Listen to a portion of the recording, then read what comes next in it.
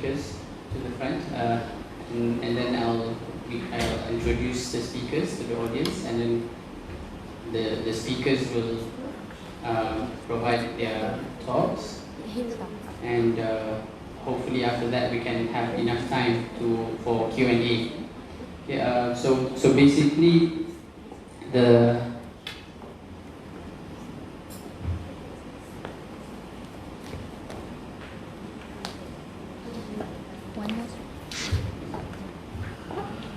we welcome our learned and known speakers to the front.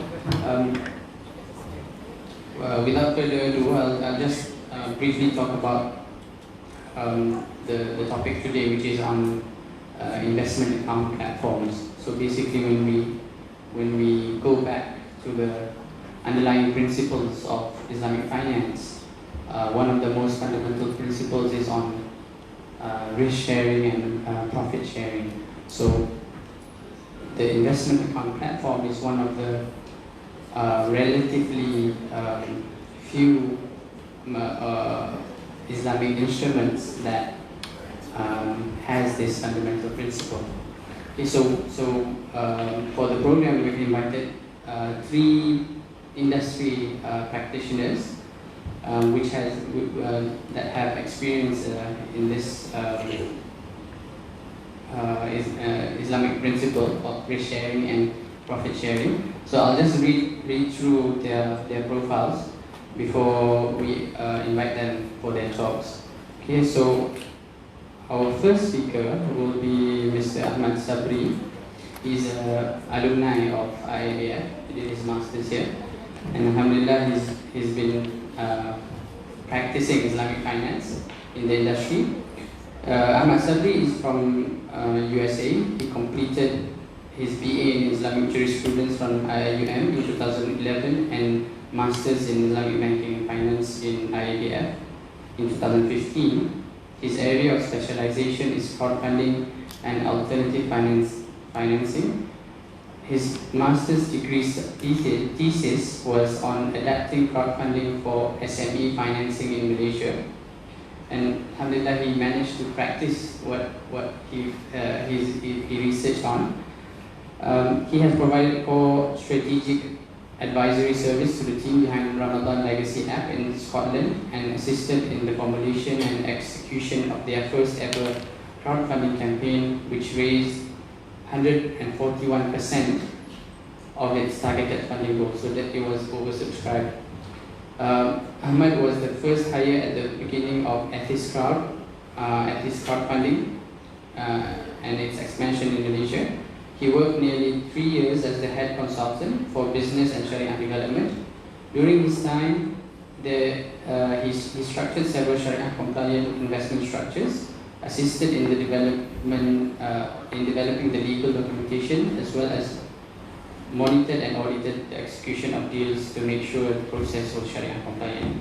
So during his time at Ethis, the company won several awards, and Ahmad played an important role with Sharia and crowdfunding expertise in helping Ethis secure a P2P crowdfunding license in Malaysia, and later on additional crowdfunding licenses in Brunei, Dubai, and Indonesia. Ahmed has presented in several conferences and published in several magazines, and he has, I would say, considerable experience in this field. Our second speaker is Miss Joanne Mariam Enriquez. I hope I pronounced that right. Yeah. Ms. Joanne has over 20 years of experience in financial technology from various S&P 500 companies in the Silicon Valley in California. Her last position was COO, Chief Operating Officer at Ethis Ventures,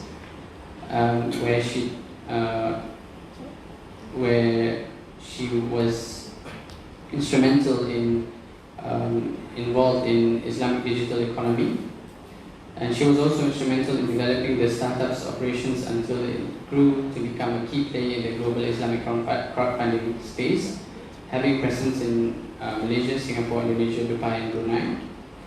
Currently, she is the CEO of Ra'id Holdings and its subsidiary, which is IAP Integrated Sdn Bhd, owner of the investment account platform, the first Islamic multi-bank investment platform in the world.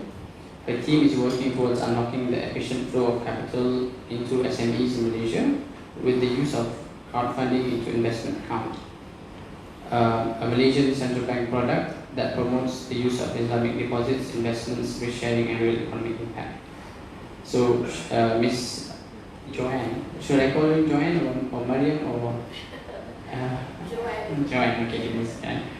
Obtained a double bachelor's degree in business administration and international studies from De La Salle University, Manila, MBA and DBA candidate from the University of Phoenix, Arizona. She also obtained a master's in Islamic finance practice at INSEAD, Malaysia. Finally, our third speaker, welcome Mr. Azlan. Mr. Azlan Abdul Samad, he is Head of Product Management, Bank Islam Malaysia Berhad.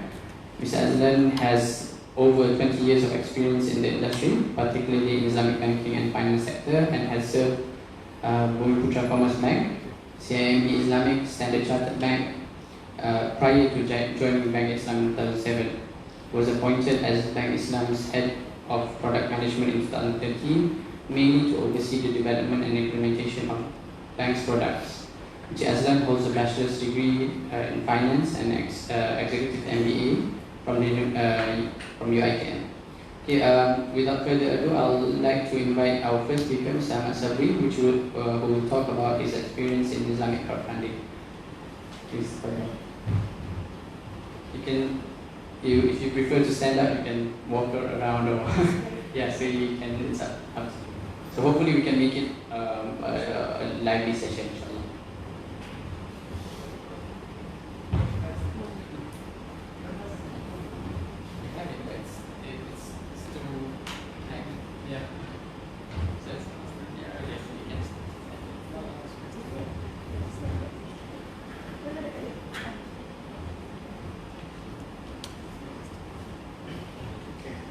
Thank you very much, Brother Marwan, for the introduction. Bismillahirrahmanirrahim. Wassalatu wassalamu ala rasulil kareem wa ala alihi wa sahbihi ajma'in. Rabbi shrah li sadri wa yassir li amri wahlul 'uqdatan min lisani yafqahu qawli. I would like to begin with the greetings of Islam. Assalamu alaikum wa rahmatullahi wa barakatuh. Very good afternoon to all of you. Thank you very much to the organizers for inviting me today, for those from the IAP as well as the hardworking students and staff at the IiBF, my beloved alma mater. Alhamdulillah, good to be back home somehow. It's been a while, but alhamdulillah, it's always good to be back. I see still some familiar faces here. Either you graduated or became staff, I'm not sure. Okay, so I'm going to give you guys an overview. Is there anyone here already writing pieces about fintech or crowdfunding? Anyone? Writing thesis or assignment about fintech or crowdfunding? One. Some research. Assignment? Thesis? Yes, thesis. I'm starting to write about the crowdfunding with SME. Oh, okay, very good. So we have some common interests. Very good. So 1, 2 people. The others maybe it's a bit new, so we just inshallah go from an overview first and into the definitions. There's a bit of static here on this microphone. Just as a general idea, crowdfunding is just one subsection of the bigger topic of fintech. And fintech includes all of these categories that you see here listed on the side. So there's not just, when you hear fintech, it's not only about crowdfunding. There's so many more things inside of it, including remittances, meaning international money transfer. So now the services that you used to get from Western Union, there's so many companies, fintech companies, they're challenging Western Union. When it comes to payments, for example, you used to only have Visa and MasterCard. Now there's so many challenging them with Alipay. I see here in Malaysia now you have something called Razorpay and GrabPay and so on and so forth. In countries around the world, these payment gateways or these e-wallets are becoming more popular for people who don't have access to Visa and MasterCard. So that whole unbanked sector that people always love to talk about. Fintech is the solution that is targeting those people. So you're able to open these kind of, I'm sorry, can you guys hear clearly? Because I hear only static when I'm talking. Is it clear? Is it clear? Okay. Because if not, I'll just put the mic down. Okay. So these e-wallets are a tool that is being used by fintech companies to reach out to those unbanked people, because now mobile technology has penetrated, the global community more than credit cards have. So there's people who are in remote villages, in the desert or in the jungle or whatever. They have smartphones, but they don't have credit cards. So with these e-wallets, things like GrabPay and so on and so forth, these people can now purchase and transact and interact online financially, whereas previously they couldn't unless they had Visa or MasterCard. So these are some definitions for you. This is an academic group, so I have to give definitions. So fintech is something very wide. You will not find in one dictionary the same definition every time, but it refers to a technology or digital platform that provides financial solutions in an innovative way. So it's not necessarily doing something that's completely unheard of, but it's doing the things that you have from your banks and other financial institutions, but in a new way and through digital platforms. So like I said, you have e-wallets. It's not something new. Payments is something very, very old, but it's in a new way. It's being done in a new way. So these are alternatives. The fintech solutions are alternatives that are all through digital mediums. Maybe you want to try this one, I don't know. Okay, we try this one. Testing. I think it's almost the same. Yeah, I think the technician tried early on. Oh, it's just about the same. No, this is clear. This one is more. This one is more clear. This one is clearer. More clear. Okay.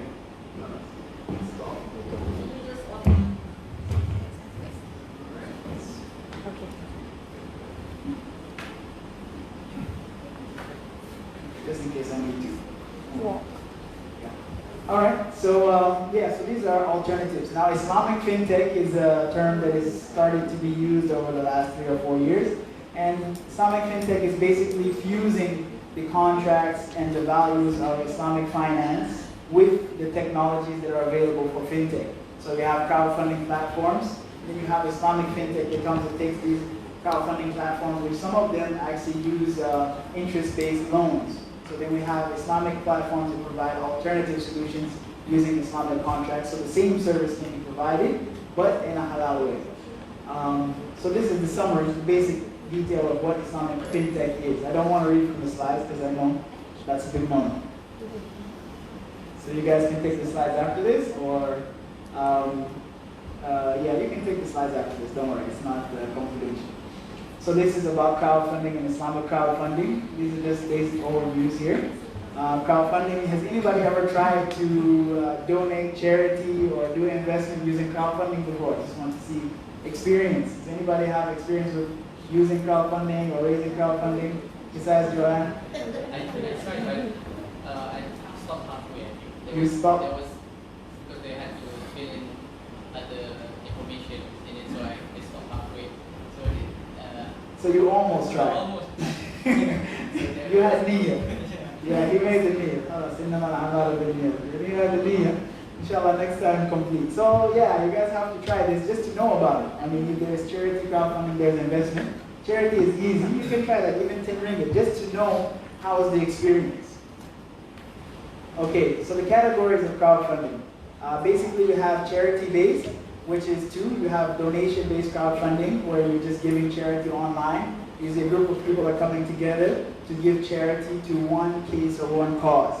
So maybe somebody may need urgent medical treatment. Everybody comes together online from around the world, 10 ringgit here, 100 ringgit there. Someone has USD, someone has pound. All of them can come together to help this person. Also, there's some platform, I don't have it here, but it's a platform called Scholar Fund. This is started by one IIM alumni, brother from Singapore. So Scholar Fund, they're doing academic scholarships through crowdfunding. So someone cannot pay for their final semester, or maybe they're, the one who was sponsoring them passed away or whatever, they need help. So they can use crowdfunding to raise the funds on scholarfund.com, and then the Scholar Fund will transfer those fees directly to the university and cover the tuition for that student. So this is also something very good. It came from UIA alumni, so you should know that. and also try to support it. Okay, and then reward-based is a kind of like charity, but the difference is you get some kind of gift if you donate with a reward-based crowdfunding campaign. So this is popular for like entrepreneurs. So let's say, for example, I'm launching a company. Maybe my company is related to, could be related to technology. I have a new invention, maybe a new kind of PowerPoint clicker, or maybe I've invented a new kind of fitness app or whatever. So I need 10,000 ringgit to start my business. So I say, okay, for those who give 50 ringgit and above, we will send them a gift bag. This gift bag will have some mug or something with the logo of the company of it. If you give 100 ringgit to 500 ringgit, you will get the first edition model of this invention that I'm making, and so on and so forth. If you give more, we give you 2 or 3, or we let you pick the color and so on. You can see in Kickstarter.com a lot of examples of how people do reward-based crowdfunding. So they're crowdfunding for a business, or they're crowdfunding for some kind of invention, and they give some gifts. They don't give cash. It's not allowed to give cash, but they give something in kind to reward the people who are contributing to their campaign. So that is reward-based. So these two, usually there's no regulation about them. The regulators, they don't really concern about reward-based or charity-based crowdfunding. However, investment-based, which is P2P and equity, this is where the regulators come in. So in Malaysia, Securities Commission in Malaysia, they regulate all the activities related to P2P crowdfunding. P2P stands for peer-to-peer, or people-to-people, where people are lending to other people. That's basically what it is. So for example, you need a loan for your business, 50,000 ringgit. People can come together online and they can fund that loan. With that amount, with the conventional, they will set a level of interest based on the person who's requesting the loan. It could be from 4% to 12% on average. Okay. After they raise that loan amount, it will be transferred to the person who wants to do the business, and then he'll be responsible to pay back through the platform, and the platform will facilitate the principal plus the interest to go back to those who contributed or invested to that campaign. Of course, this is not the Islamic model, but this is what's popular. I mean, this is popular, especially in US and China. People are making millions. I mean, most of the growth of crowdfunding in terms of revenue and size of the industry is because of P2P. It's the biggest in terms of generating revenue. The last is equity crowdfunding. So in equity crowdfunding, it could also be a business that wants to raise equity. In this case, people will invest on an equity basis and take shares virtually online. There's different rules based on country to country, how much you can raise, how much is a person allowed to invest. Can a company raise equity on one platform only at one time, or can they raise on multiple platforms at the same time? Depends country by country. But this is a facility that allows people to invest on an equity basis. And then usually there's also a limit for retail investors. They can maybe invest, I think, up to like 5,000 ringgit in Malaysia. For if you are a sophisticated investor or an angel, you can invest, and the sky's the limit. Okay, so these are the two categories, charity and investment. Okay? I have to watch the time. Marwan, help me out. 10 minutes. Oh, I just got started and I only have 10 minutes. Supposed to be my friend, yeah? Okay, so the revenue, this is just the trends. In 2018, more than 2,000 fintech investment deals were conducted. Total value, $111.8 billion. Most of this is happening in China. Used to be US was the #1 market for fintech, but now China is #1. And this is also partly because they're just having a tech explosion. Everybody is jumping from being farmers to suddenly doing everything online. So many of these people are transacting online. They're using e-wallets. They're using Alipay or Antpay or whatever. They're not using Visa and MasterCard. So that huge population that they have, a lot of them didn't have any bank accounts. Now all of them have online digital wallets. And that's where a lot of this is coming from. Okay, these are bank collaborations with fintech companies. If you can see a lot of famous names there. So HSBC is there at the top. They have a fintech, let's see if, okay, that is not what I thought it was. Wait a minute. Okay, that's what it was. So yeah, they have a fintech innovation center. They have a partnership. Partnership means they have a partnership with a kind of co-working space. They don't have a VC fund, but they also have acquired they have invested, in 200 million in various fintech startups. Santander Bank, they have acquired all of these, Ripple, Elliptic, all of these they've acquired, they bought them. So a lot of people are talking about, the fintech is going to overtake the banks or they're going to challenge them, but actually what happens is if you become big enough, the bank will buy you. This is usually what happens. Either they will buy you or they will invest in somebody who will do something similar to you. So all of these banks are taking some type of action. UBS, Barclays, RBS, ING Group, BBVA, this is Spain, Argentina. Citibank is not there, but they have a whole department inside of Citibank. They have Citibank FinTech department. So this is already going on. This is from 2017.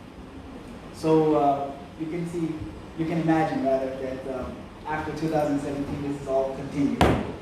Okay, but this is just to give you an idea that it's not something that maybe it's going to happen, maybe it could be interesting. It's already happened. Millions have already, or billions have already been invested. And this is mostly just the Western players. I don't have any of the Chinese banks listed here. Okay? This is for Islamic FinTech. So this is Islamic FinTech Alliance Report 2017. So these are the major players. So some from Malaysia, you have Scholar Fund, as I mentioned. You have Atta Plus, also from Malaysia. And then Ethis from Singapore, Ethis and Capital Boost in Singapore. This laser is, I think, I have to go for Janazah. But yeah. Oh yeah, you have another one? Oh, it's okay, I'm almost done. Ethis Ventures and Capital Boost, all of these together, they've completed 1,655 crowdfunding campaigns. And total value is 13 plus million USD. Yeah, this is for 2017. So alhamdulillah, not bad. A lot of that is led actually by LaunchGood. They are the most prominent. They are charity and reward-based crowdfunding based in the US. Okay, so major players charity crowdfunding. Here you have LaunchGood. I also have a new player called Insani Global. This is based in Malaysia. They are a charity crowdfunding platform. So if you go to insani.com, you can see their campaigns. They're helping cases in Malaysia, as well as some international cases as well. And investment at this crowd is using Mudaraba model. So they allow you to invest in real estate. So it's social impact investment. So this is real estate building low-income housing in Indonesia. For those people who do not have proper homes, you invest on a Mudaraba basis or istisna basis to help build these homes. After the homes are sold, you will share the profit on Mudaraba or istisna basis. Capital Boost is financing SMEs, and they're doing that using Murabaha. So basically, they'll purchase the asset, and then they will sell on a markup basis to the SME. The SME will then pay back to the platform. The platform will distribute the capital plus the profit to the investors with Murabaha basis. Okay, so some of the challenges. Now, these things all theoretically sound really wonderful. We have technology now. You can invest using your phone or your computer. You don't have to go to the bank and so on and so forth. But from my experience, the thing is, people like to watch. Everybody likes to hear about it, and everybody likes to see it, especially in this part of the world. But then they don't get involved immediately. So there's a lot of people that are like fans. So you see a lot of fintech platforms, the crowdfunding platforms, their social media, they have a lot of followers, However, the number of followers that actually spend their money, invest their money, or donate their money, the percentage, a lot of times is not that big because a lot of people, and like I said, in this part of the world or in Asia, they're still getting used to it. As I can see from my survey here, 1.5% have tried have tried crowdfunding, and you guys are always talking finance. So I mean, you should be trying every kind of financial technology invention there is. You should be experimenting with these things. Just download the IiPay and try it. Okay, how about GrabPay? Does anybody here use GrabPay? 1, 2, 3, 4? 4. No, you work for IAP. 1, 2. Excuse me, CEO. So 2 people, GrabPay. So does anybody here use Grab? Okay, when you use Grab, you pay with cash? Astaghfirullah. Don't you know when you use, okay, this is something I'm going to tell you is going to help you in your life. When you use GrabPay, they give you points. when you get enough points, you can get discounts on your future rides. Does anybody here have Maybank or CIMB account? Any bank account? Do you have a debit card? Always been. Brother, you don't have? No? Usman? Okay, come on now. All you have to do is connect your debit card to Grab. And then just pay with your debit card. You never have to take cash out of your pocket. You never have to worry about change. They even have this commercial. I don't know what it means, like don't be late here. I don't know what's late here, but they put this. I know Lychee do, but they have something late here. What is the Malaysian slang?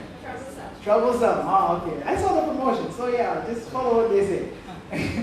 Every time if you spend 1 ringgit with GrabPay, they will give you 10 points. After you get about 590, 600 points, you can get 5 ringgit discount on your next trip. It's really, they have partners for exactly. You can get discount for chai time, you can get discount ice cream, you can get so many things.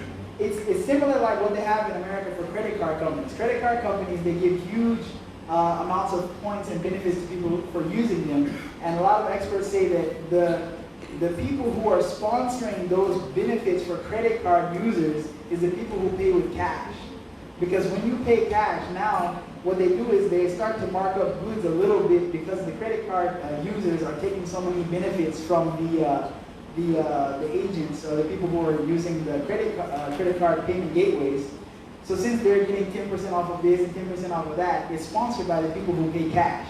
So they actually say that you're losing benefits whenever you pay cash for something, especially in America, when you have an opportunity to pay with card. And same goes here. You're losing benefits by paying money to Grab if you pay by cash. So you should use GrabPay. I don't work for Grab, it's not a promotion, but I'm telling you there is benefits. Also, you want to top up your phone. How many of you still top up your phone using cash?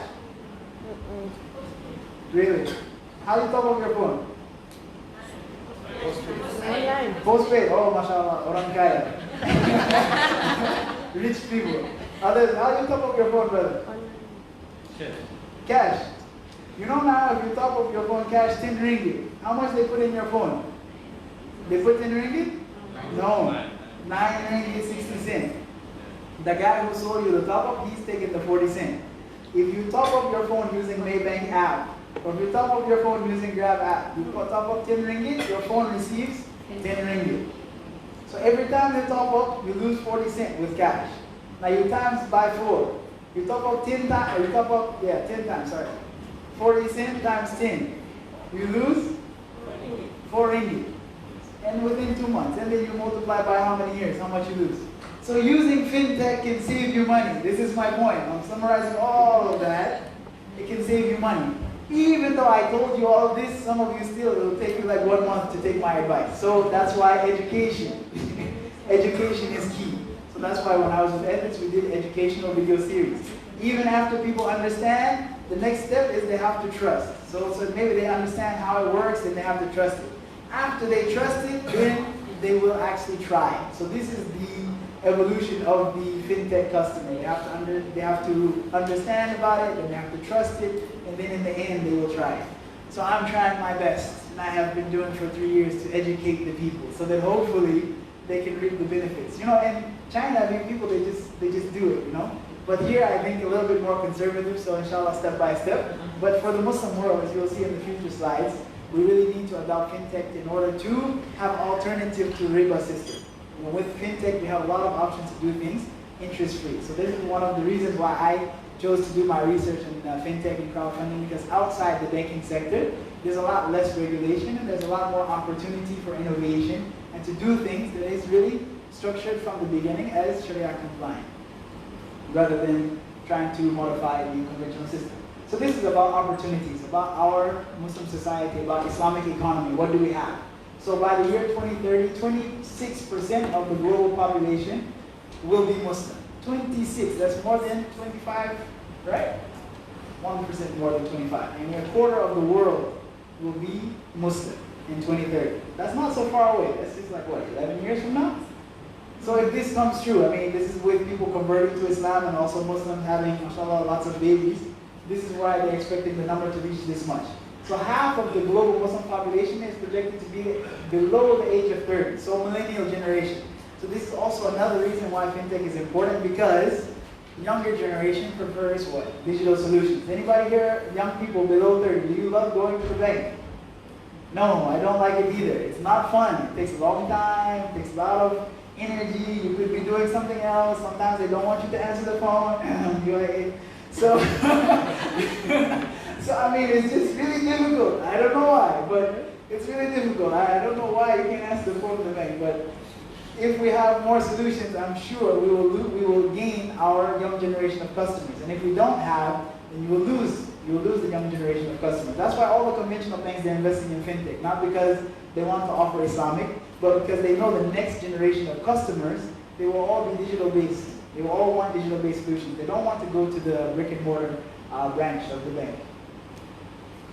Okay, so just as conventional companies are leveraging banks to get the assistance in matters of regulated entity, Islamic solutions have to do the same. So sometimes when it comes to the operations of fintech, we need collaboration between fintech operators and the banks, because the banks have the licenses for holding the funds, for providing certain solutions, but the fintech can provide the front end services, so the apps, the things that people will actually interact with, the fintech providers can give that, and the banks will actually be receiving the funds and moving the funds from point A to point B. A huge amount of Muslim talent is also in various other parts of the world. So this is about the brain drain. So a lot of the very, very talented Malaysians, they want to go to Australia. And the talented Muslims in Pakistan or India, they want to go to America or Canada or UK. So, I mean, providing more Islamic fintech platforms will also hopefully be a tool to bring more Muslim talent back into Islamic economy, and rather than them working for the conventional. This is a bit about Islam, Malaysia's fintech landscape. We can share this with you later, but you can see number one is payments. Everywhere in the world, number one is payments. This is the number one thing that everybody always wants to have, is some way to pay. So if you go to Indonesia, there's so many different kind of e-wallets. You have so many. You have GrabPay, GoPay. They have what do they have? They have something called Dana. They have so many. They have OvoPay. And a lot of people are using it because they don't have credit cards or debit cards. I think here penetration of bank accounts is a lot more. In Indonesia, there's so many places where people don't have bank accounts or they don't have debit cards, so they use their phones. And then through GoPay or GrabPay or one of these other pays, they get their services. And these are all giving 20% cash back to entice the people to use them. You buy food with GoPay or GrabPay, 20% cash back. Even now, there's a promotion with Grab here in Malaysia. If you top up your phone with Grab, you get 20% back. I did it today, just to let you know. I topped up 20 ringgits in my phone with GrabPay. I got 4 ringgits back inside of Grab. Just like that. You can try it. Just try it. Try it. Okay? Okay, this is about Malaysia's fintech landscape also. Transaction volume. So online banking, mashallah. See, people are very active here. But not online banking, meaning you have to find someone's bank account. It should be directly using the payment gateway. And then e-money also, this is another thing. Two biggest ones, online banking and e-money. All right, value proposition is the last 2 slides. So hope for the future. So since the beginning of Islamic finance, it's always been about adopting or modifying conventional in order to do something Islamic.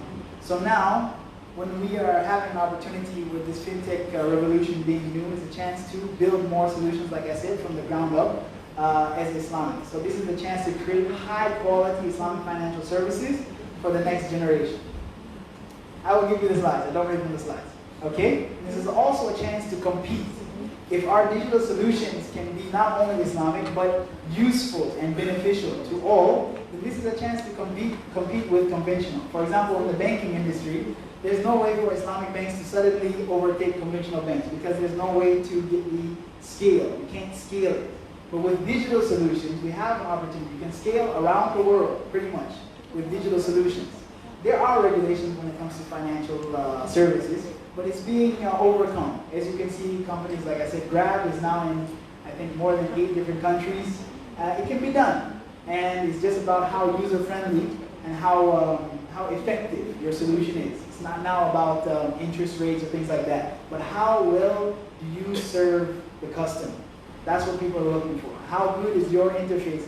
How well can you win the heart of the younger generation? With these features, there is a chance to compete. So this is my number one point to you is fintech is the platform where Islamic finance can hopefully scale up to make a significant amount of competition with the conventional industry. So I hope all of you will now consider to change your research topic and go to fintech, inshallah. Or at least you try it out, inshallah, support the industry. Thank you all very much. Barakallahu feekum. Assalamu alaikum wa rahmatullahi wa barakatuh.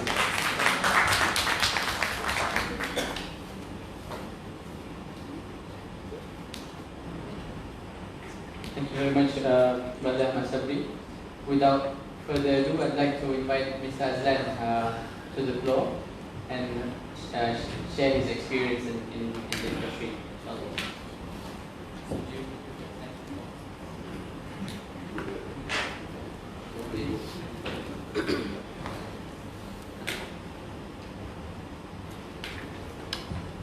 Assalamualaikum warahmatullahi wabarakatuh.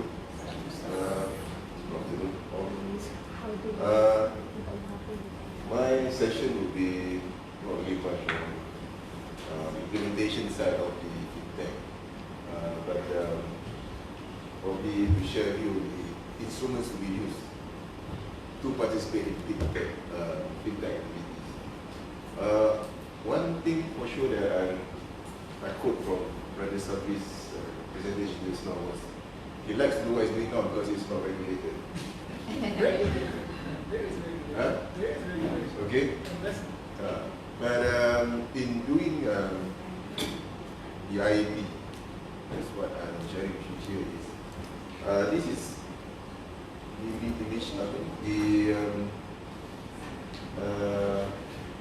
what the negara wanted in, I guess, 4 or 5 years ago, where they wanted to have some kind of crowdfunding approach for the public and bank customers, of having the new dimension of IFSA.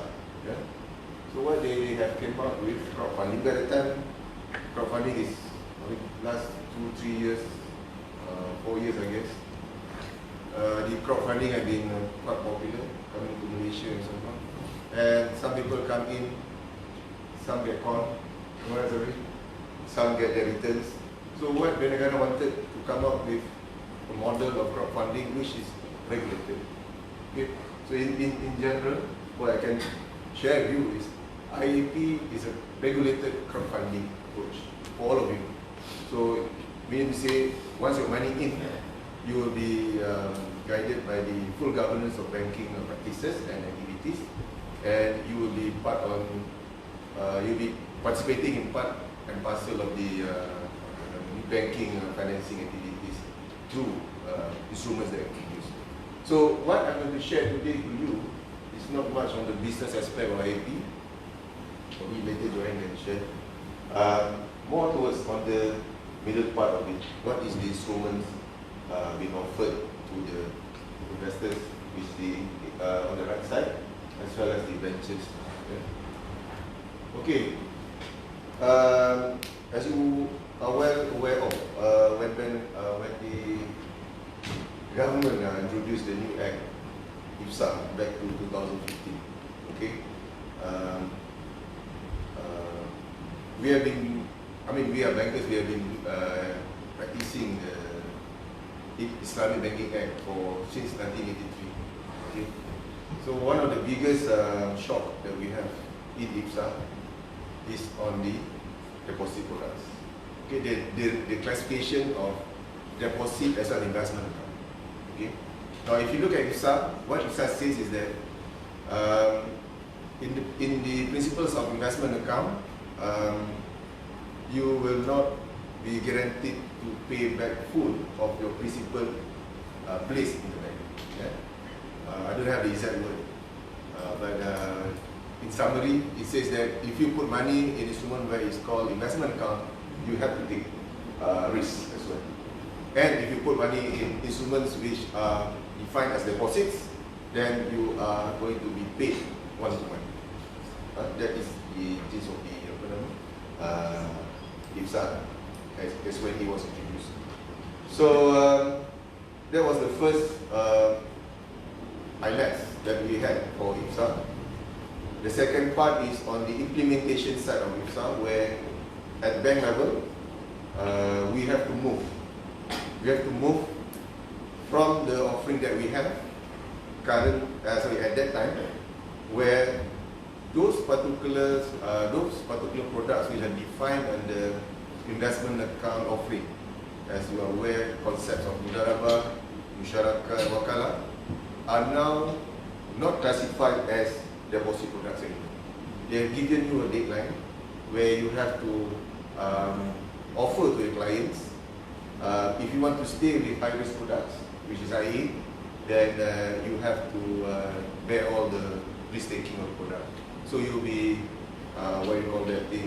take risk rather than have save mind at night that your money will not be, you will not be losing your money. Okay?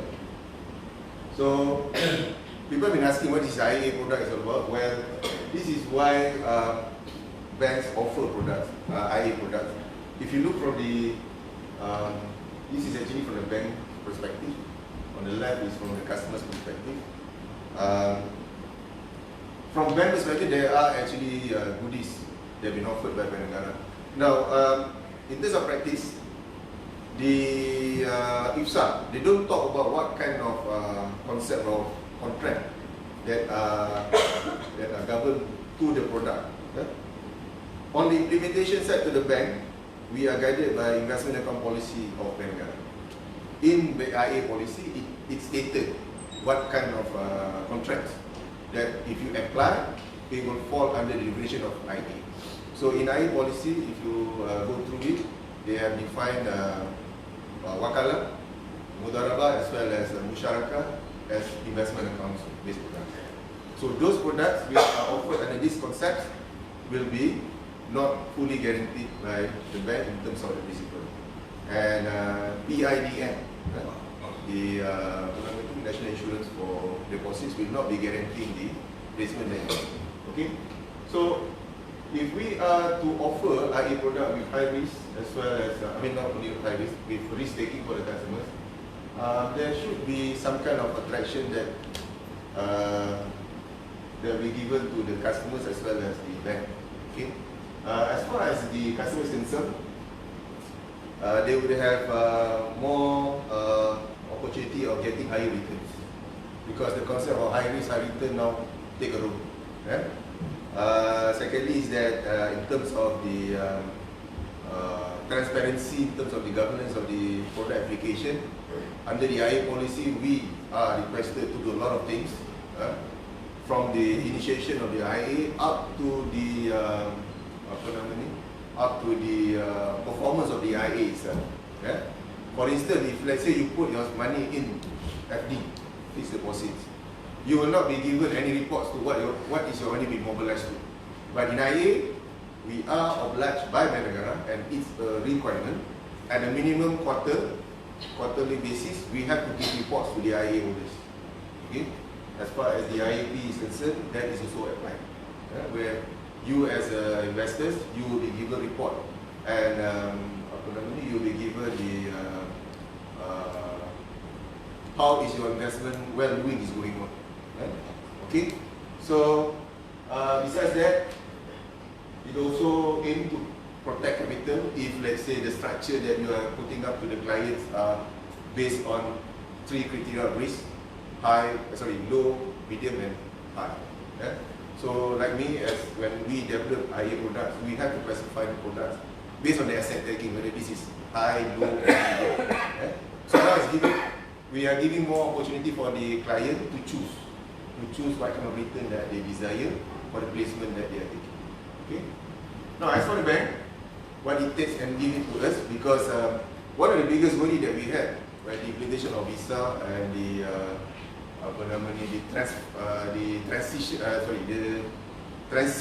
transition from deposit-based investment account to the real IA under IFSA.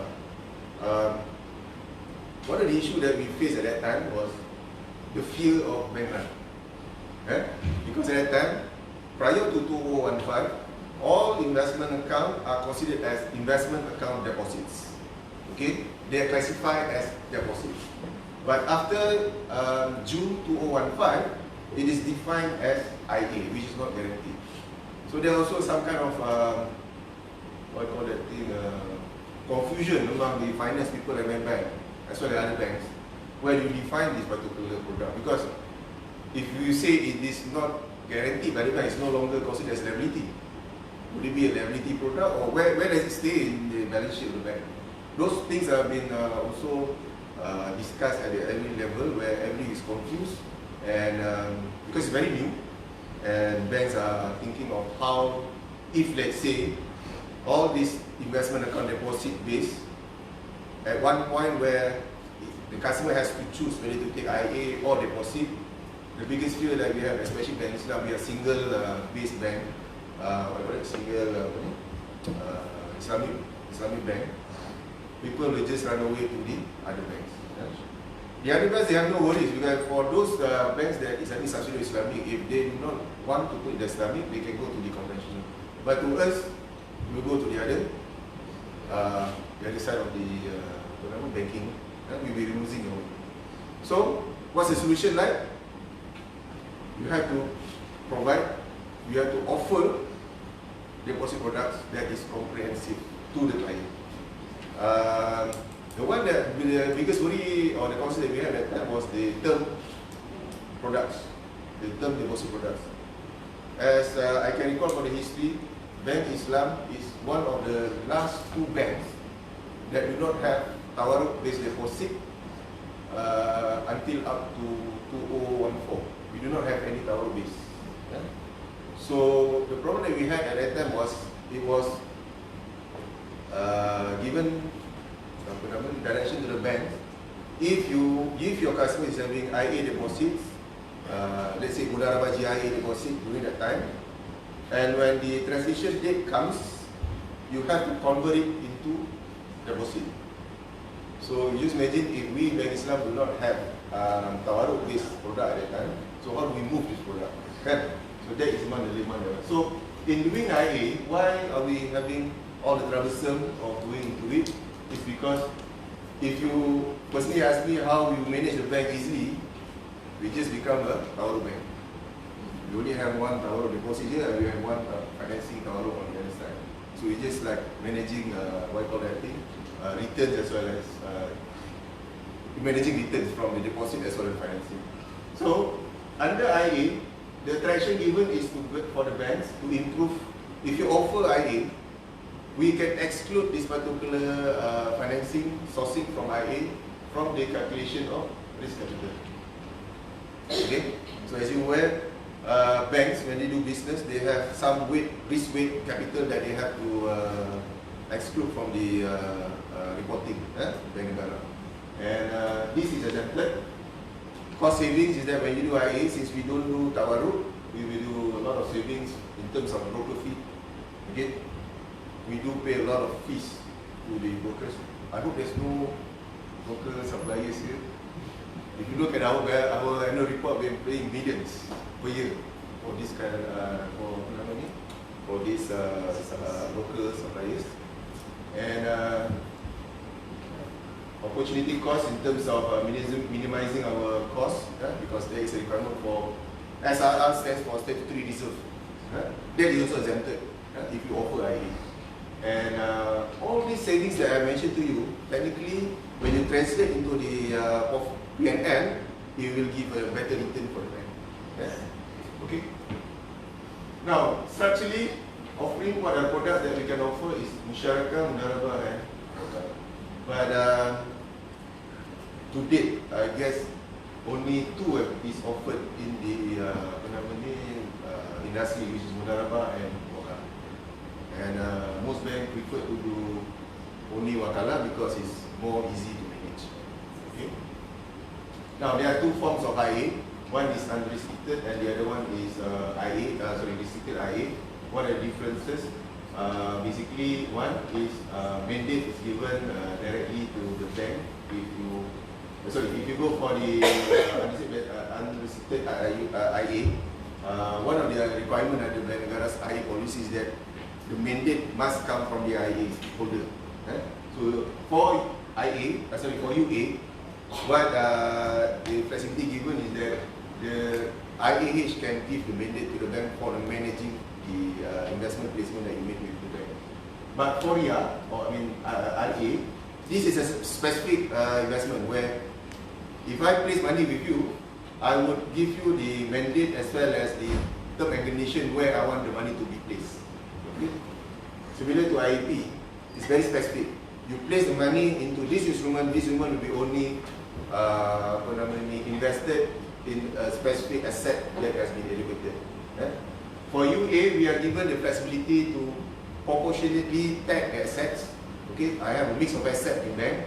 I can allocate this asset or whatever asset that I have to give the desired return or the expected return for the investors. That's how you structure and offer to your client. Okay, so these are the differences.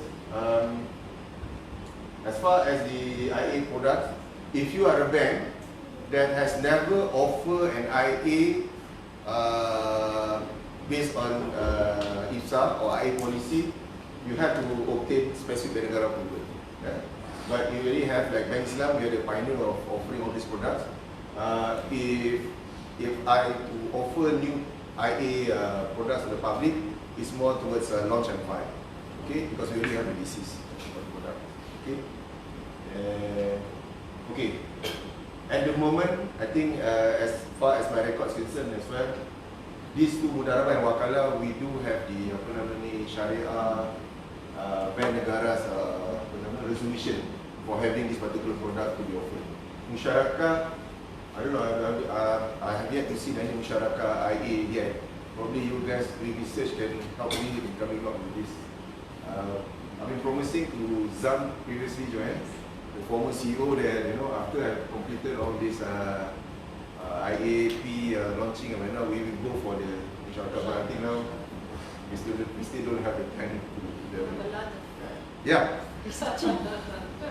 I told my boss at office, I said, these days we are so busy boss complying to a lot of requirements in Negara. Why not we quote-unquote outsource this thing to the universities or colleges? Okay, then we probably will have a competition who can give us the best products, and we can move from there. Sorry to say, most of the time when I face accumulation students, they like to criticize the bank of not applying the actual doing of things of Islamic banking Sharia practices, but probably this time you may have the opportunity to do it on our behalf. Yes. Okay? Because remember, brothers and sisters, when you do products for banking, it's not that easy to take reference books and just apply the concepts. You have to go by way of, I guess, at least 30 guidelines in Negara, 30, I don't know how many other policies. You have to look into the vessels requirement, you have to do the CAFIC requirement. All those things take a very big role in coming up. Okay? So I guess probably we can one day propose to, UIA or wherever universities to come up with, if you notice, I don't know, maybe you can make your research.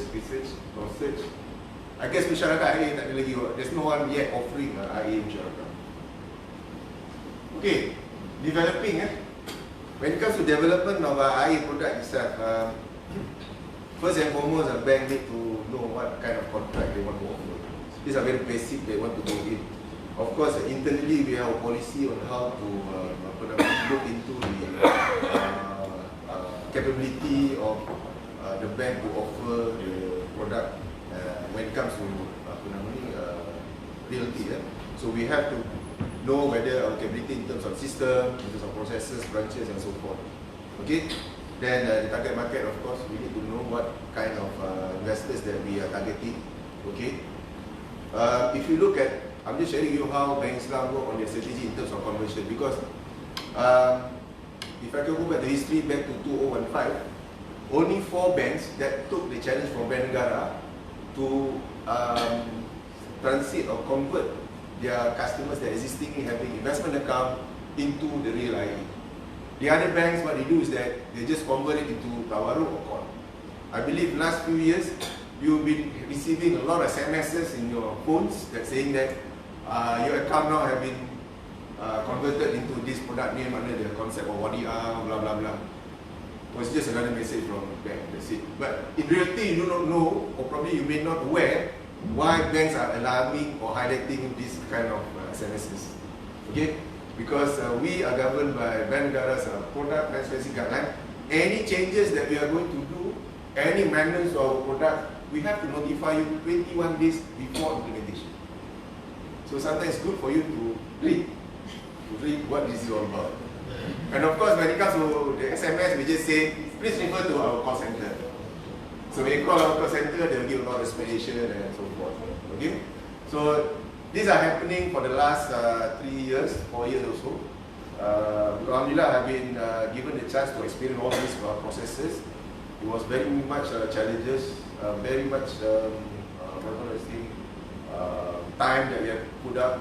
And after the IFSA implementation, we have another exercise of policy documents of Sharia Bank Negara, 11 or 12 of it. I completed last year six guidelines to comply with Bank Negara, and this is another 3, the last 3, and I hope I can finish all my mandate given by the board to complete the compliance towards PD. See, to do a product itself in a bank, if you are a banker like me, you are guided by 14 policy documents Sharia. Okay? So it's not that easy. That's right.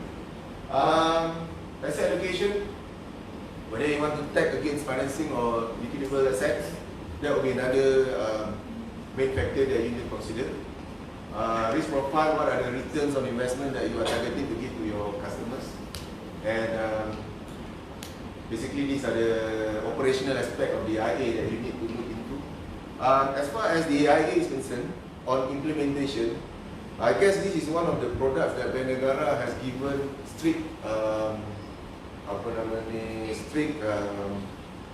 implementation process. You have the policy on the product, you have the guideline as well for the operation of the IA. The bullet point in line of expenses, we are given guidance by Bank Negara. What are the things can be deducted from the operational aspect of the account? Because at the end of the day, you need to get the net return for the customer, how much that the customer should obtain for that particular return of investment. On and off balance sheet, this is the thing that I mentioned to you just now, the dilemma at the early stage where the accountants and finance are having issues. In general, at that time, Bank Negara is having a terminology or a mindset that anything to do with RIA is off balance sheet. Whatever is under URIA, which is this RA and UA is a new terminology. Previously, it's known as URIA for unrestricted and RIA is for, I don't know why they changed it. I was told they don't like the name of URIA. It sounds like urine. I was told. So bear with me if I mention URIA, it reflects to either RA or UA. Okay, the other part is valuation methodology, because once you tag your assets to this particular IA, there are certain processes at finance that need to take into account. If let's say you tag your assets against what call that thing, liquid asset like MGI or Sukuk or not, they are also bound by valuation, asset valuation processes. Okay. IA documents.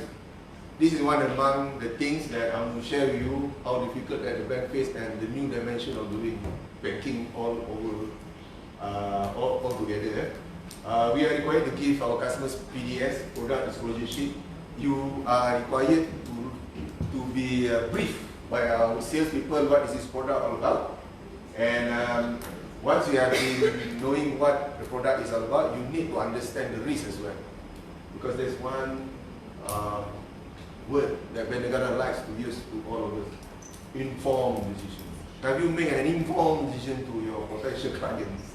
So for IAP cases, for RIA, there's some kind of small prospectus, I guess. I don't know what you call it. Is it PDS? Something like that.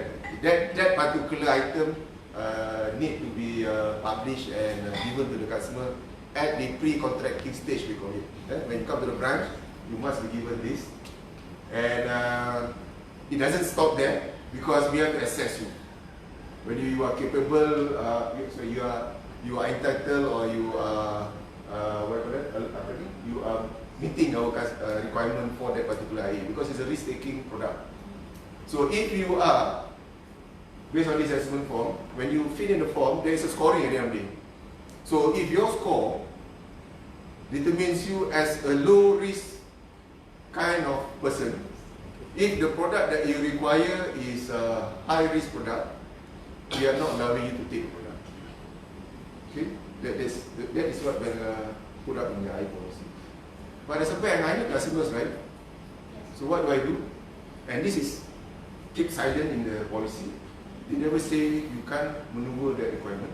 So what we do is, if you insisted you want that product, you have to put a disclaimer that whatever loss, you will back. Okay, if not, I won't get my customers again. Okay, sometimes you have to be creative and make around the policies. Okay, but at the end of the day, the policy aim to protect investors. Okay. Okay, this sensitivity assessment, as far as the operational is concerned, it will be done once, and later if we introduce more products in the market, then we would have probably different kind of suitability assessment. Okay. For investment account documents, sharing with you what are required. Okay. There's a form coming up during the application side. But this, I think by third or fourth quarter this year, we are going to move into digitalization. Okay, Bank Islam is eager in participating in digital banking.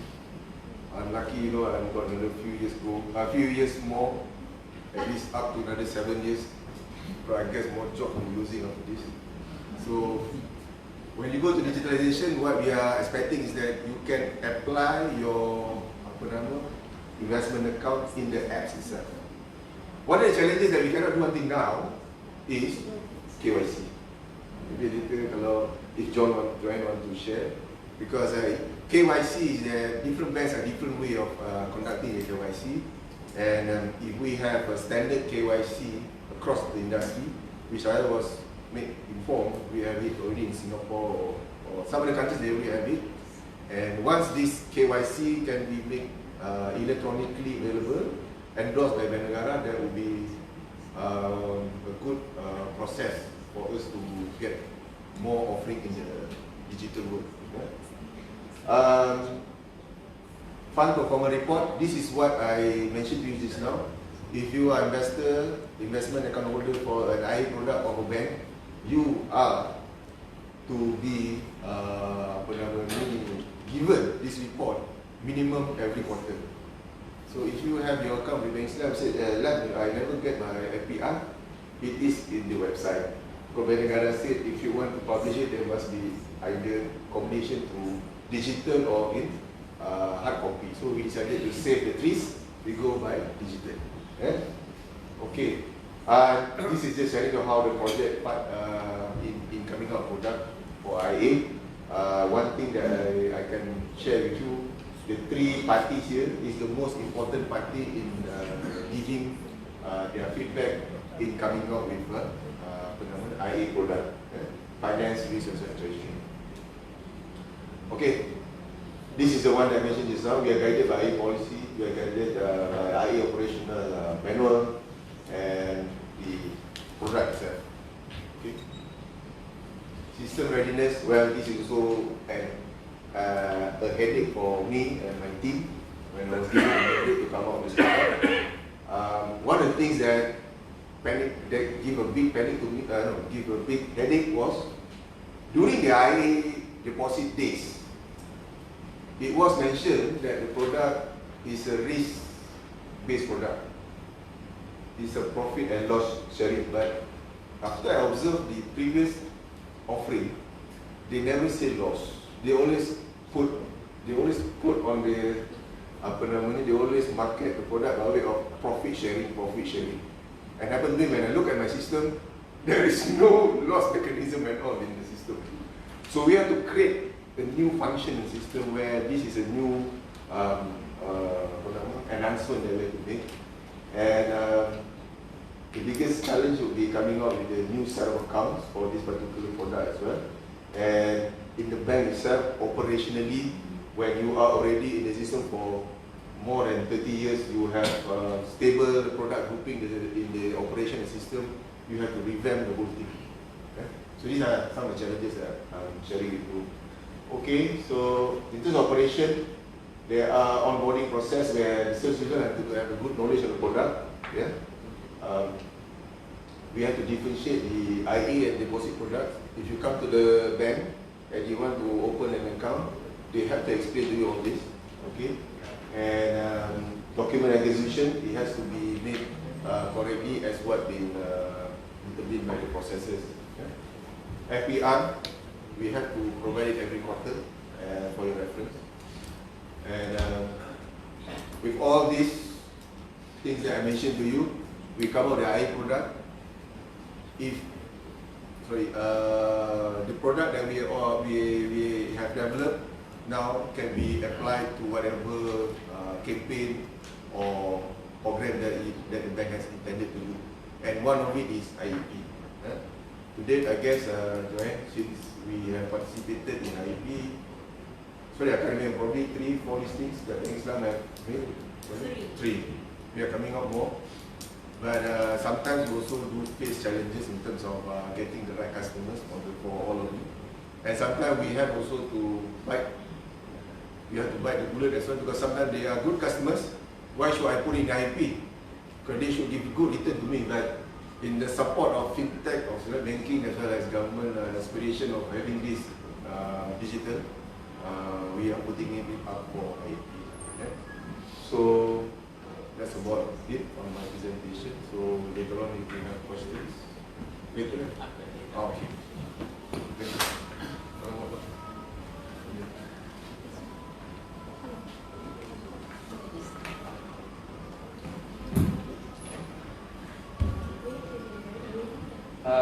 Thank you very much, Ms. Adlan, on the presentation and sharing his experience from developing IA from scratch, basically. You now need to got some idea of the process from the perspective of banks. So now, without further ado, I'd like to invite Ms. Joanne to share her experience and also perspective on IAP.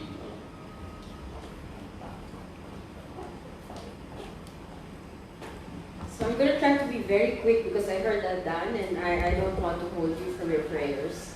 My objective here is basically to marry the two sharings that you have earlier on so that it can be looped around in one full circle, okay? And also,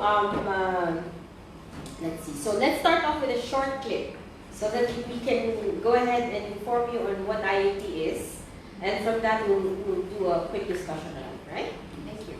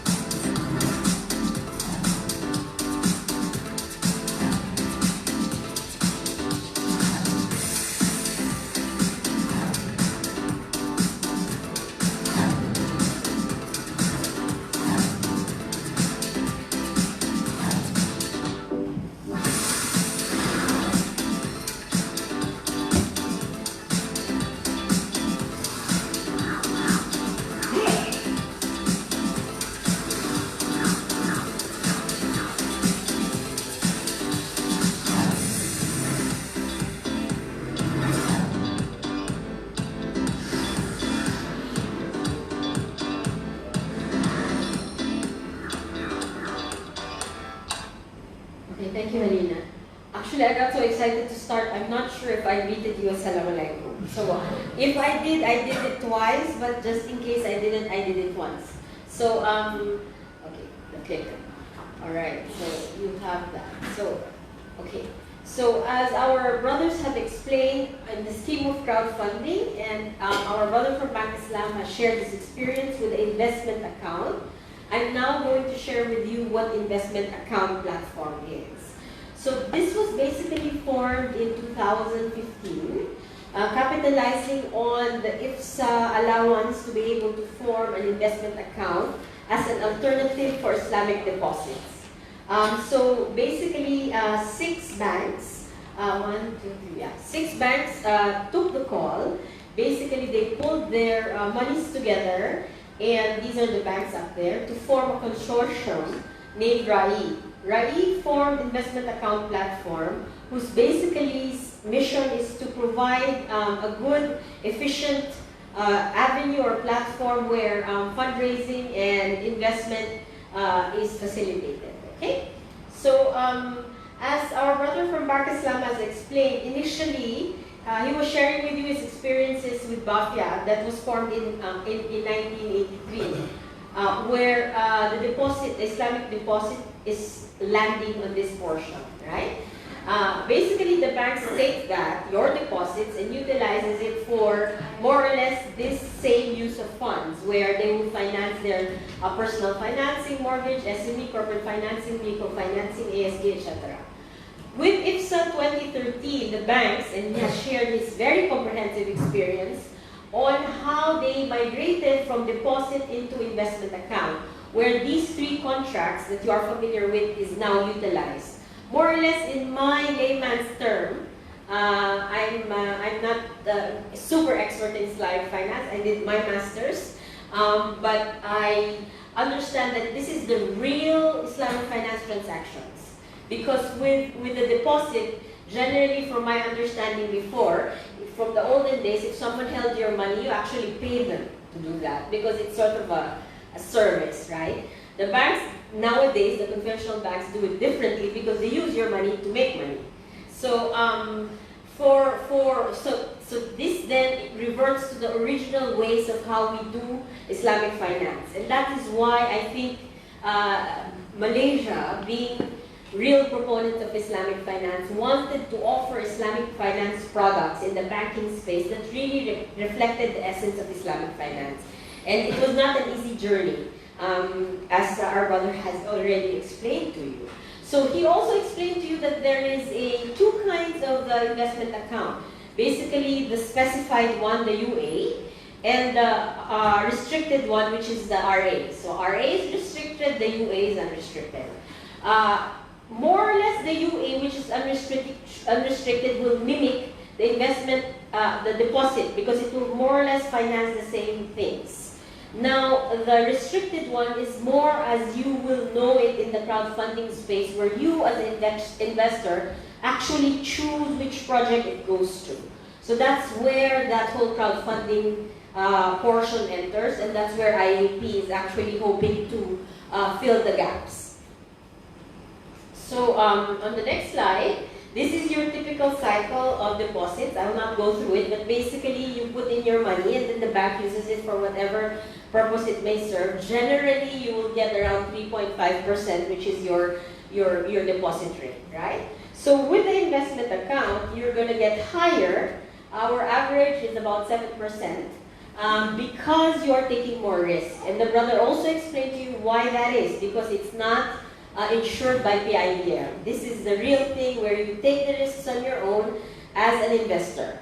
And so what is the rationale behind that? My own take, this is not from the book or anything. I feel that as Muslims, the rationale behind why we investors has to be vested is because we encourage vesting. We want to know where our money goes. We want to know, we want to be part of that whole process. It's not like you park it and that's it. I don't care, I don't know, right? Give me back the money. It's like you have kids but you don't really take care of them, right? So you need to be engaged with, I think, the amana of the money that's given to you, and be proactive in where it goes and take full responsibility of where it goes. That's why contracts like Musharaka and Mudaraba comes in, I think. I mean, that's my opinion. So the higher risk, that you take, the higher returns you get. That's just the laws of investment. So now, what is the value proposition of this investment account platform? As you watch the video, so to the SMEs, they only will apply once, right? So because it goes to all of the member banks, they fill up the application once, and then it goes to them. You don't have to go one by one. There's media profiling. We help them to be featured so that they will be seen in the media. Like there's no dilution of ownership, so they're not issuing equity. There's a certainty of funding because it's bank-backed. Okay, so it's back-backed. And the rating that we are providing is a testament of financial standing. Normally, to get rating by RAM, it's very expensive. With us, it's provided and it's a sort of a package deal and it's very minimal cost. So for a venture or for an SME or for a project that is aspiring to fundraise, I think this is a good value proposition on why they will come to us. So these are samples of the media profiling where normally the CEOs and the chairmen don't really partake in the signing and it doesn't get featured unless it's like you're building a bridge to connect Penang and whatnot. So I mean, these are very humble projects, but are given profiling because of Muzamir's friends in the newspaper. So what are the value proposition to investors? Our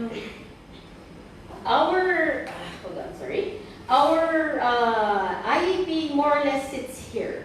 It's a little higher than the deposits. It's more or less comparable to a sukuk in between that and a REIT in terms of risk and return structure. So IAP offers that option where you can actually choose which type of investments you will fit in, and there's choices for you based on how long you want your money to stay, what type of product do you want hold to maturity, do you want principal plus profit on a monthly basis. So all of these options are available for the investor. There's bank intermediation. This is one of the most salient points that we have for the investors is because the expertise of the bank in underwriting, in collecting, in disbursing, in updating, we are relying on. As the brother has said, they can do it on their own and they're very good at doing it. But these banks came together and said, okay, let's try to do this so that we can do this in Malaysia. We can try to be a step ahead in the fintech. Let's put our efforts together and try to, as brothers, find a way to see if this can be done in Malaysia. And alhamdulillah, now it's been 4 years that they've been doing this. So there's an independent rating by a reputable agency. Both the benefits to the investor and the benefit to the venture forms the whole ecosystem, okay? For me, one of the things that's good in the investment account is that we have a suitability assessment. You will answer a series of questions. We just don't want your money. We want to make sure that there's a match between your risk appetite and your capacities into the projects that you want to put in. We are able to promote the brotherhood that normally would not exist if it weren't for IAP, where the banks they were just in the office 2 days ago, where they will sit for 2 hours. To get the CEOs all to sit there at one table is a very big undertaking, but they will do that. They're not paid. They don't have payment to sit there, but they will do that to see how this can work. And it has attracted other countries to reach out to us to ask, how is Malaysia doing it? So in a lot of ways, this is like a centerpiece to Malaysia's Islamic finance. And that's why we really want it to work, because we can share to the rest of the world how Malaysia has done it. Okay? Let's see. I want to share the model where this is just basically what we've done so far in terms of what we've raised. Is this including Ahram 4? Okay, Ahram 4 is about 20 million. We oversubscribed it in 29 minutes. So meaning there's a 20 million need and about 30 million was pledged. So we only took the 20 million and the rest we couldn't take in because they only needed 20. So we more or less are in the figure of around 200 million already within Malaysia with just one entity. The total crowdfunding for equity and peer-to-peer that Brother Ahmad has shared earlier on, I think from the last figures from SC is about only 118 from the last report. Maybe it's updated now, but I think as of last year it's about 118. So as a single unit, we've done about 200 billion versus about 118, if I'm not mistaken. So it's quite a lot. Why? Because the banks are there, and there's still a lot more potential. On the investment account alone, from the last figures that I was given, of the 3 trillion that was deposited in Malaysia last year, year end, about 80 billion of that is in investment account. So there's a substantial amount. Now, how are we able to channel that so that the real recipients of the money can be utilized? I mean, can take advantage of it. There's still some gap there, but I believe that the infrastructure is already in place, the product structuring is in place. The question is, how do we fuel it up so that it goes to those that really need it the most? Okay, so this is the last listing that we've had. So April 12 was about 3 days ago. There's no open projects right now. Inshallah soon. So this is basically our model, which we've shared in part, more or less. So there are 2 contracts that are happening into the bank. This is the investment leg into the crowd or the investor, and this is the ventures leg, which comes from the bank as well. Both contracts are issued by the bank. We are the platform that unites all of the 3 players. Okay? So this is basically what is happening right now.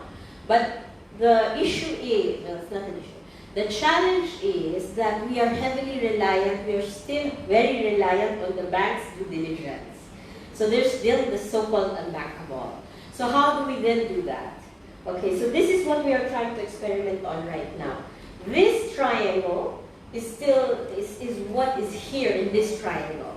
But there will be a third party, either this is a GLC or anyone who is pushing forward a certain agenda, will then unite with the IAP to be able to use the bank's expertise, the power of the crowd, and this to bridge the unbankable. Because these are the ones that will put in a fund to be able to then allow the unbankable to come in. So whoever this is, I don't want to give an example and then it's not the real example. But this person or this institution can say, okay, I want to push the agenda of women in Kelantan doing, let's say, cottage industry around making cheese, let's say. So then we will say, okay, for those that qualify for this, please come in and apply. So the criteria of this person will then be followed so that it goes through this model, but not having to be limited by the banks, but they will help us push this person's agenda or this institution's agenda to go ahead and make that happen. And that can be from cheese making, to building roads, to building hospitals, to pushing social finance, to helping refugees, to anything. What it is we are just uniting, again, the expertise of the banks, the power of the crowd, and this can be you, individuals, institutions, banks also, to then put all of the resources together with the help of this to push one single agenda for Malaysia, for the world, or for whoever, whatever else needs to be done. This is fintech for you. This is Islamic finance for you. This is the efficient mobilization of the funds from the ones that have and the ones who need. Okay? So thank you so much. I think that's it. Is that the last slide? Right? Okay. Thank you. So if there's anything that you need, just copy this. I'm open for questions. But this is where you're going to get more information. So if you are here, the way to help us, please sign up. As first of all, like, the easiest is just like it on Facebook and just like it on LinkedIn. But if you can sign on, it would be nice that you're in the loop also of what is going on. Our investments range, right now, we're allowed to take 1,000 as the lowest. but it will all be dependent on how the projects are. Some are 1,000, some are 5, some are 10, some are 100,000 minimum needs. So just be part of the ecosystem, join us and spread the word about IAP. We need to increase awareness. We need the support of Malaysia to make this happen for Malaysia and the rest of the world. Okay, so I suppose we're going to open for questions. So let's give a round of applause to our speakers. I'll just open to the floor. Anyone who do you want the mic? Or I guess we can hear his voice. Yeah. Just introduce yourself. Where you're from, and then. I'm Azman Ismail. I'm a part-time lecturer here, IiBF. Can you give two questions? Can you give number one? Can you give an indicative rate of when, how much do we charge? You know why I ask this question? Because people approach me when they have no more money. They say we need this amount of money, but you know you need to have some amount, minimum amount to do something. But you know, so that's why I ask for the how much. That's number one. Number two, is there a minimum proportion that the entrepreneur needs to have to get the funding? Let's say 20-80 proportion of the what they have to get some amount. You have that amount. Okay, so I suppose Do you want to get it? both we can answer. I can answer the front part and you can answer the back. Okay. So, okay. Thank you for your question. So I'll answer the front part, and brother from Bank Islam can answer a bit on the back part. The RAM rating cost is 0.2%. The crowdfunding cost is 0.2%. So that in total is 0.4%. So in the market, that is relatively very inexpensive and affordable.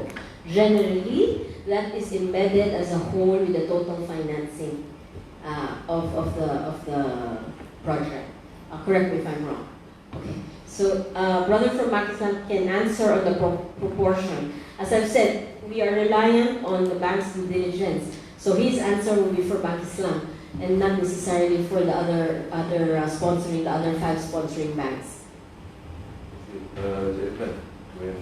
When the business side look at the proposal, it's just how do we look at the normal financing proposal? We just evaluate the normal credit and so forth, and we base on the amount requested by the venture.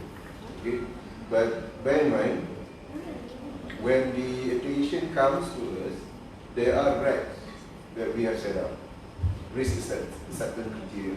Because one of the scope given to the banks, in particular IAP, is to protect the investors. We can't just put any kind of ventures to the IAP unless it has gone through the DD from banks. So, past experience that I was informed by my business, if let's say they require 1 million, say maybe 10 million, whatever amount, if the amount suits to the risk criteria that they are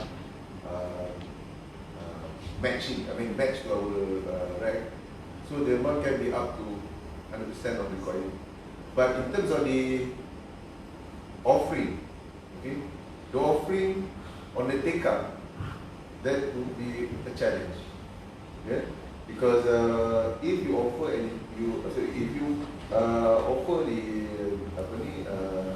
venture, the RIA in IAP, if the take-up is not meeting the requirement of the venture, that is actually the challenge. So at the moment, most banks, what they do is that those unsubscribed amount will be subscribed by them. Okay? At the moment. So I guess that would be the principles that we're doing at current ventures. So is it in the contract, the bank being the thing? I guess no, it's more towards we and the venture. We don't publish this, but we and the venture. Anyone else would like to maybe provide your own perspective or yeah. Alright, thank you so much for coming here. It's great to hear from all of you, especially Sabri. Good to see you around. Thank you very much for your talk. And I'm more interested in towards the venture. Who select the venture? What is the requirement for the ventures that are coming into this platform? Because I understand that all the investor protections and all other things you have placed, they are not voluntarily for you, they are actually coming from the regulations also. So if we are looking into regulations, all the protection, investor protection, transparency and everything, this is IFSA talking. IFSA 2013 from Article 36 to 26 to 34, it's all about Sharia compliance. After that, it is about, I understand your concerns. And I understand that the work you have done is coming from the IFSA itself. But how you choose the venture? How we choose the venture? How investment account platform? Doesn't it sound like a monopoly to you? That 6 banks came together and now let's say I have a venture and it's a good one, but one of the banks don't agree with my venture. Or is it not in line with, let's say I just want to establish a digital cryptocurrency exchange. That is totally in difference with your banking policies because it's going to be your competitor somehow. Or I am taking a cryptocurrency exchange. So it is going to affect your, what we call it, objectives, organization objectives. Are you going to allow my venture to raise capital from your IAP? Or who is going to decide how you can place the venture in IAP? Because if you are going to make one platform, it's monopoly. And now that means if I cannot put it over there, there is no second platform available for me in Malaysia unless I go to P2P or crowdfunding that are private platforms. But from banking platform, one solid platform, I don't have any. So who choose the ventures? What are the requirements for the ventures to be selected for your platform? Are these requirements published or are they different for different clients? Okay, so let me answer that. First of all, when you use monopoly, it's very, very dangerous, okay? Because you're going to have to be very, very cautious with the use of monopoly. Monopoly is a how shall I say, criminal in some countries. So you don't do that just asking. As you know, as I've said, there's 6 banks. There's other banks in Malaysia. So it's not a monopoly. It's not even close to a cartel. Ma'am, is there any more investment platform that is between cartel, between 2 or 3 banks? Or is it the only investment platform available in Malaysia? It is the investment. You can go to P2P. CIMB has its own. But Everyone has its own. It's a cartel of few banks together. It cannot be a cartel because majority are still not part of us. Exactly. That's why it's a cartel of 6 banks. So from if your perspective, I can understand it's not a monopoly. From my perspective, it's a monopoly. So if you understood what we were trying to do, we made it very efficient for the venture that instead of applying to Bank Islam, to Bank Muamalat, Bank Rakyat, they just apply once. All of them independently will screen this. There is no joint screening among all of them. Fundamentally, there is no agreement of doing what needs to be done. This is where the initial speech of the brother has encouraged people, students, to be able to come up with ideas, to be able to solve the issues that are there. So if you see that there is a window of opportunity to solve and help the whole process, please go ahead and do that. But definitely it's far away from a monopoly, not even close to a cartel. Open your Webster dictionary, you don't need an Islamic finance book for that, okay? So again, the screening is done independently by the banks. We encourage efficiency so that it can only be done once. And we are not screening anything, there's no negative screening that happens. It's only solely reliant on the financial capacity. That's where the banks step in. For whoever wants to apply, we have no control of it going to all of the banks. All of the other banks are much welcome to join us. This is not exclusively ours. In fact, if you are aware, the typical cost of crowdfunding is generally from 5 over. We are not even 1% near that. It's 0.2%. It's practically charity. The banks are doing this as sort of like almost like a CSR in order to help the ventures. We, as employees of IAP, is finding ways to make it work. We encourage all of the banks to join, and alhamdulillah, because of this, I think we have gone several countries. I don't know if I was saying it to you. Jordan, or have I said it here? But several countries have seen what we are doing, have already reached out to us as well to see how we can share our best practices so that they can adopt what we are doing here. The basic general essence is, let's use Islamic finance money to fund and to help SMEs, whether it's cryptocurrency or whatever SMEs, to be able to push forth real success in the real economy. That's the basic essence of what we are trying to do. Okay? Ma'am, the requirements are mentioned to enlist as a venture in... There's no requirements. You apply. If the banks see you as a viable venture, they will offer you. You can receive, if your idea or your business is viable for the 6 banks, you may receive 6 offers. It's up to you how you want to choose, which one you want to choose them. If it's not viable, you can go elsewhere. Right now, we are also trying some value add so that even for those who apply, we hopefully become Wakala and suggest you to go to SME Corp. There are some projects that are not something that we can cater to based on the bank underwriting. But there are institutions like SME, like Magic, like all of these other places that are all part of the ecosystem that can also help out. So if you call tying up together and doing a certain cause a monopoly, then that's not Ma'am, what I'm trying to understand is there any straightforward A, B, C, D requirements listed to be a venture on this platform? Everyone is welcome to apply. No, is there any set rules, like, or it is case to case basis different? There is no set rules. There are no set rules. So it's case to case basis. Yes. Well, thank you, ma'am. Yes, sir. Thank you. I think a very good answer and very good venture here. But do you have any process in place?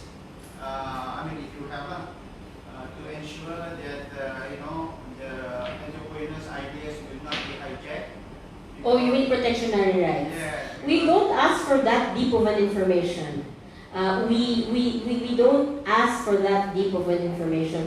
We ask for financials, we ask for a general overview of what you do. It's not to the point where someone can copy or whatever. We provide pitching sessions where they can pitch, but it's not something that... So the banks would, maybe banks can answer the banks. Well, how would the banks evaluate them if they don't know what is it all about?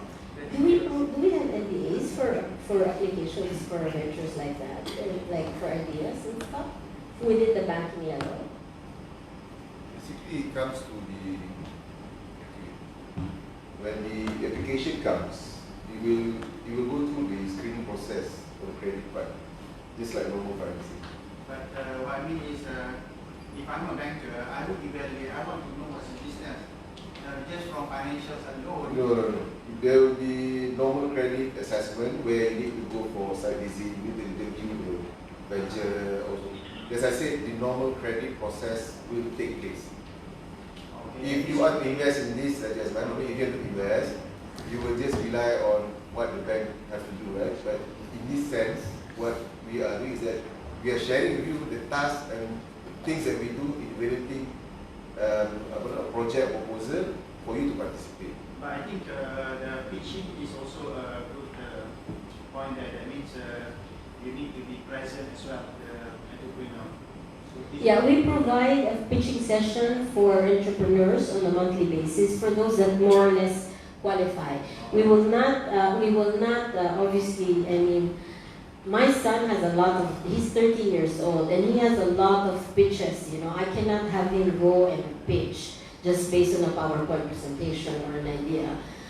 We need to be able to have some kind of assessment that this will pass to the bank because they come to the office and they more or less see if this is something that's viable. In the future, that you can put in place some kind of MBA, something like that, so that... That's a good suggestion. We're going to look into that.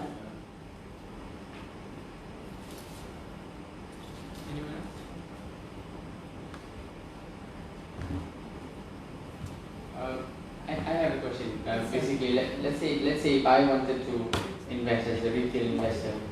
We show the step-by-step process is taken, And because you're already logged in, registered, so if there's a new project that comes, we email it. Because there are instances where before we release it to the crowd, we will ask the investors or the registered users first.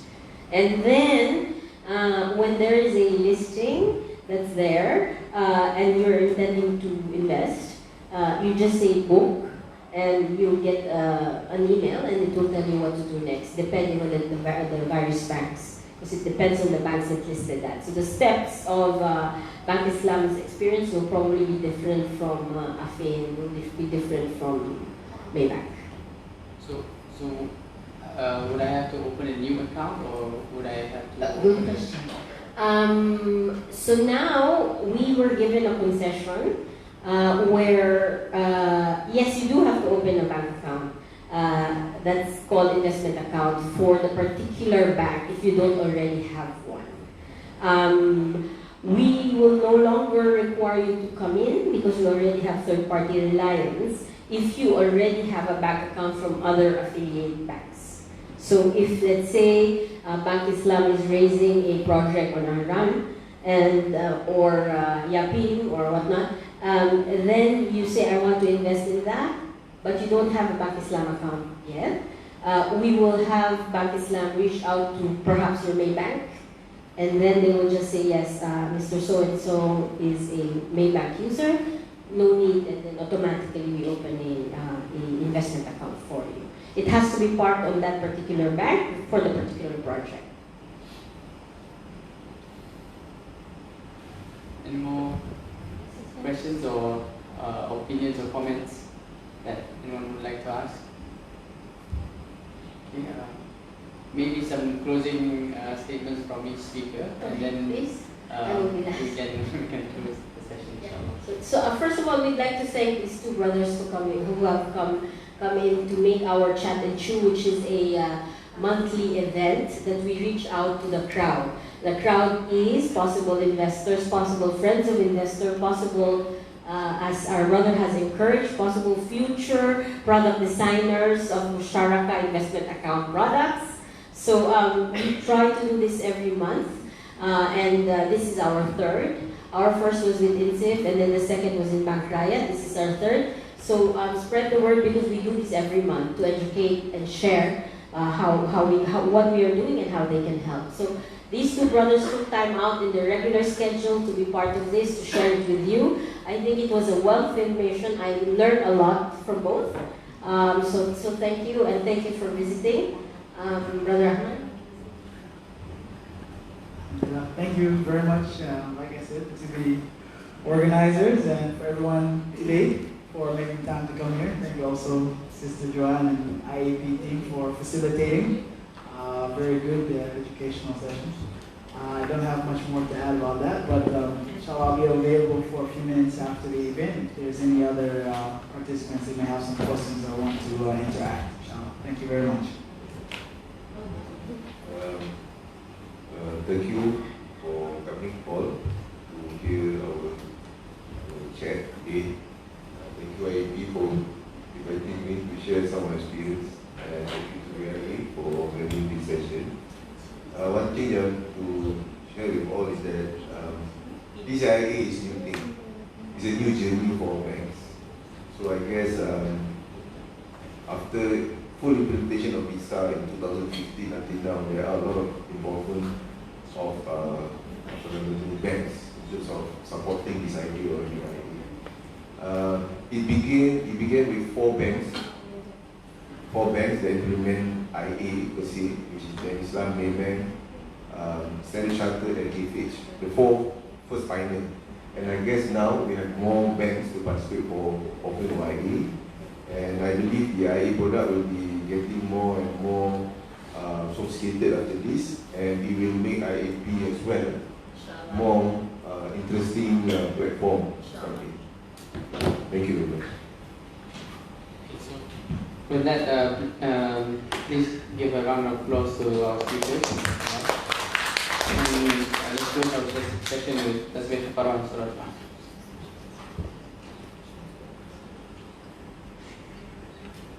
For before I forget, we have some souvenirs for the speakers. We also have. So we'd like to invite our representative from IiBF to. Sorry, can I just say something just to encourage the rest to do something? This afternoon, there was 2 teams of INSEF students that created a product for us, which as part of their action-based learning. So you don't only read the books and attend here and it's done. They've created a screen for us for VBI on one side, and on the other side, they've created a root cause analysis for ventures and how to make it something that is working. So I encourage you and your staff and your faculty to do this with industries, because it's something where what you learn in the books are implemented, so that your time here in school and in campus can produce something that can help in the real world.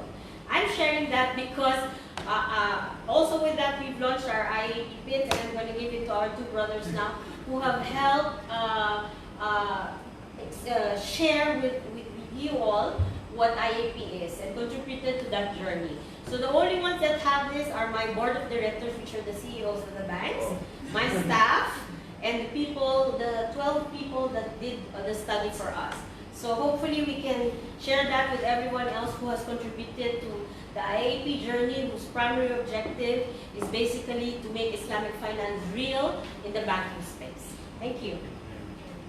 Yes, please welcome our IBM representative to give.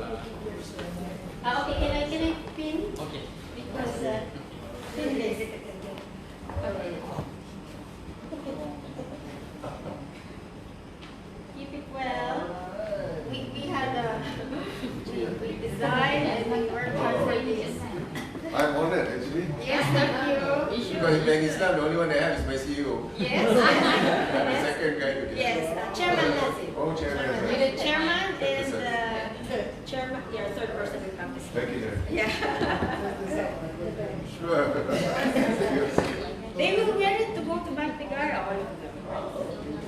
This is for you, brother. Thank you so much. Okay, there is no more from... Okay. So what? Yeah. All our speakers we have. Oh, thank you. Issue. Oh, okay.